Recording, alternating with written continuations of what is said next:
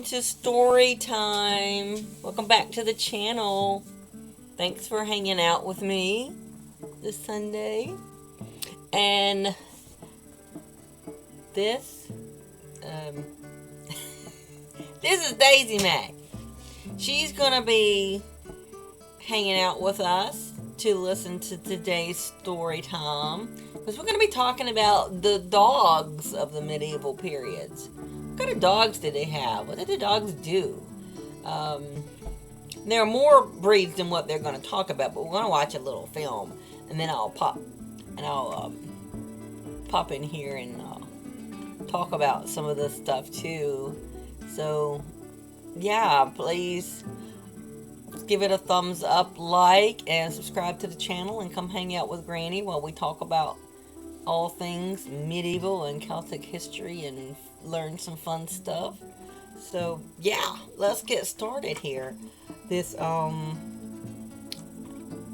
watch about the dogs of the Middle Ages. Have you ever wondered what role man's best friend played in the medieval times? Dogs, companions throughout history, have had a unique relationship with humankind. From their early days as hunting partners to their roles as protectors, companions, and even spiritual symbols, dogs have been there every step of the way. Our bond with these loyal creatures has only grown stronger over time. With the passing of each century, we appreciate them more and more. Now let's delve into the world of medieval dogs and their roles in society. In the early medieval period, dogs primarily served as hunters and protectors. Their roles were far from decorative or merely companionship. Dogs were working members of society, bred for specific tasks that played a crucial part in the survival and prosperity of a household. Take hunting, for instance. Dogs were indispensable members of the hunting party. They were bred for their acute senses of smell and speed, trained to track and chase game. One of the most popular breeds used for this purpose was the greyhound. Renowned for their speed and agility, greyhounds were the perfect companion for huntsmen, able to keep up with fast-moving prey and often even outpace them. I just want to mention, I had 2 rescue greyhounds. Amazing, wonderful dogs. Loved them to pieces. Oh, I missed them. Yeah, they are wonderful dogs, and they're amazing to watch them run. It is. And most of them do have a very high prey drive. So if you consider one, be careful of that. One of mine had a very strong prey drive, and he was not cat friendly. He would definitely chase down a cat in a heartbeat. So, and a squirrel or anything else that would run. But yeah, loved those. And we're starting into the bloodhounds. I didn't even realize bloodhound as a breed had been around that long, but apparently they have. Now we've had 2 bloodhounds over our time. And they're very interesting breeds. They were my hubby's dogs. They're very sloppy with the water and the drool. Yeah. And the second one we had, we took in as rescues at different times. And the last one we took in as a rescue, we kept him for maybe a year or so as we tried to find him a good home. And we found him a home with a man who did search and rescue and trained him to be a tracker, and he rescued several people. So we were very, very proud of what he did. And so let's find out more about the bloodhounds, what they did back in the Middle Ages. But it wasn't all about the chase. Breeds like the bloodhound were valued for their exceptional scent tracking abilities. These dogs could follow a trail for miles and miles, making them ideal for tracking game or even lost persons. Protection was another vital role dogs played in the medieval period. Here we see the rise of the Mastiff breed, a large, powerful dog known for its strength and courage. And of course, we have fostered a Mastiff as well. Her name was Betsy. She was young, and we were able to find her a wonderful home. But she was a great dog. Our Great Dane Brutus loved running with her, he really hated to see her go, but having two giant breeds along with the 7 other dogs we have was just more than we could do on a long-term basis, but they are wonderful dogs. Mastiffs were typically used as guard dogs, protecting homes, livestock, and even castles from intruders. Their imposing size and natural protective instincts made them perfect for this role. But dogs weren't just protectors of property, they were also protectors of people. Loyal and brave, dogs were often used in war, trained to protect their masters on the battlefield. They were also used by travelers as protection against bandits and wild animals. So, you see, dogs in the early medieval period were far more than just pets. They were invaluable contributors to society, bred and trained for specific roles that were integral to the way of life during this era. From the swift and agile greyhound to the powerful and protective mastiff, these faithful companions weren't just pets, they were working members of the household. As we move further into the medieval period, dogs began to symbolize status and wealth. In the intricate tapestry of medieval society, where hierarchy ruled every aspect of life, the type of dog you owned became a potent sign of your social standing. In the lofty echelons of the nobility, owning certain breeds became a mark of distinction. Not just any breed would do. The nobility had their favorites, and these breeds often reflected the noble's own traits or the qualities they admired. Strength, loyalty, courage, these were more than just characteristics. They were symbols of power and prestige. Take, for instance, the spaniel. Known for their keen sense of smell, spaniels were not only excellent hunting companions, but also a popular choice among the nobility. Their distinctive long droopy ears and soulful eyes were a common sight in royal courts and noble houses. Then there was the Saluki, a breed that originated from the Middle East, often referred to as the royal dog of Egypt. With their slender bodies, deep-set eyes, and long silky hair, Salukis were prized for their speed and agility. They were the greyhounds of their time, and owning a Saluki was akin to having a thoroughbred racehorse today. But it wasn't just about having a pedigree dog. The nobility also lavished their canine companions with the finest care. They fed them the best food, provided them with comfortable living quarters, and even had dedicated servants to attend to their needs.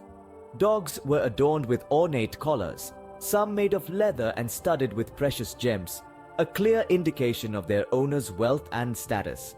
In the grand scheme of things, dogs were more than just pets or working animals in the medieval period. They were an extension of their owner's identity, a reflection of their status and power. Owning a dog was no longer just about utility. It became a statement of power and prestige. Dogs also found their place in the religious context during the medieval times. With their unwavering loyalty and companionship, they were often considered symbolic of virtues that were highly esteemed by society. Let's delve into instances where dogs were mentioned in religious texts and artworks. In Christian art, for example, dogs were often depicted at the feet of saints, signifying faithfulness and protection. Saint Roch, the patron saint of dogs, was often portrayed with a dog by his side, who is said to have brought him bread and licked his wounds to heal him. This imagery has been ingrained in the religious consciousness and highlights the bond between man and his loyal friend. In other religious texts, dogs were seen as guides for the spirits of the deceased, helping them traverse the unknown path of the afterlife. This belief was prevalent in several cultures and religions, including ancient Egyptian and Norse mythology. In these contexts, the dog was seen as a trusted companion not only in life but also in death, providing comfort and guidance to the departed souls. The medieval period also saw dogs making their mark in folklore and literature. Dogs took center stage in many tales, their roles often reflecting their real-life counterparts as companions, protectors, and symbols of loyalty. In the realm of fables, the dog's fidelity was a recurring theme. In The Dog and His Reflection, an Aesop fable, a dog carrying a piece of meat looks at his reflection in the water and, thinking it's another dog with a larger piece of meat, drops his own in a bid to snatch the other. This tale serves as a cautionary note against greed and a reminder of the importance of contentment. In the Arthurian legends, dogs held a special place too. Cavall, King Arthur's favorite hunting dog, was said to have left his mark on a stone while chasing the mythical boar Torquetraith. This tale not only highlights the dog's role in hunting, but also imbues the canine with a touch of the mystical. Then there's the legend of Gellert, a dog belonging to the Welsh prince Llewellyn the Great. According to the tale, Gellert was mistakenly killed by Llewellyn, who thought the dog had attacked his son. When he found his son safe and a dead wolf nearby, he realized Gellert had been protecting the child. Overcome with remorse, Llewellyn never smiled again. This story underscores the dog's protective instincts and the deep bonds between man and dog. From hunting companions to symbols of loyalty, dogs truly had a paw print in the cultural fabric of the medieval times. So, from hunters to noble companions, dogs played an integral role in the medieval society. They weren't just pets, but rather indispensable allies, working side by side with humans in various facets of life. From hunting and protection to companionship and religious symbolism, dogs had a paw in almost every aspect of society. They weren't just hunting companions, but protectors of their human counterparts, often putting their lives on the line. In folklore and literature, they were often portrayed as heroic figures, their stories inspiring generations of readers and listeners. But what's fascinating is how our relationship with dogs has evolved since then. Today, while we may no longer rely on dogs for hunting or protection to the same extent, their role as companions has only grown. They're not just our pets, they're our family. They comfort us in times of distress, celebrate with us in times of joy, and remain loyal to us through thick and thin. Whether as faithful companions or status symbols, dogs have always found a way into our homes and our hearts. And that, dear friends, is a bond that transcends time. Oh, that was nice. Oh, we did have about the spaniels. We did foster a cocker spaniel one time. It's the cutest little thing. It was like a chocolate brown color. All those curls, it hadn't been taken care of well, so it was not groomed. It was like all fuzzy hair everywhere. And it would stand up on its little back legs like this. Looked just like an Ewok from Star Wars. So cute. So cute. But yeah, we've had, there have been so many dogs come in and out through as we fostered. For over 10 years now, we've been a foster family, and we currently have 8 rescues of our own.